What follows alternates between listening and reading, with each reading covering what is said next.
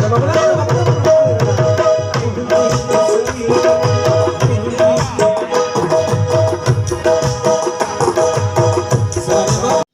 हिक तरफ़ असांजी कोठड़ी में मंशा जो आज़ार ऐं बदअमनी बाहि बरकियल आहे त ॿी साॻी जाइ ते असांजा सञाइवल दोस्त ऐं सिंधी अदबी शाख ॿोलाड़ीअ जे सहकार सां अली बाबा आर्टिस्ट काउंटर डिस्ट्रिक्ट जामशोरो तरफ़ां भिटाई कॉलोनी कोठड़ी में दरगाह शेख ॻाढ़ो ॻोठ में सुफ़ियाणे राग जूं महफ़िलूं रचाए रहिया आहिनि।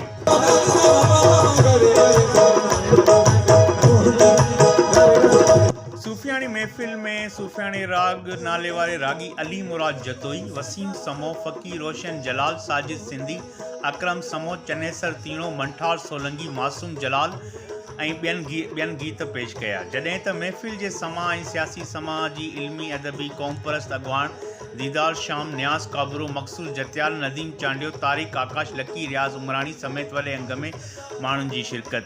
भिटाई कॉलोनी जे नौजवान पिणु भरपूर शिरकत कई। दीदार शाम न्यास काबरो चयो त समाज में मौजूद कूड़, किलफ़, नफ़रत, कीनो, मंशा जो ख़ात्मो करण लाइ भिटाई कॉलोनी खे सेहतमंद सरगर्मियुनि जे सिलसिले में सूफियाणे राग जूं महफ़िलूं पिणु रचाए रहिया आहियूं।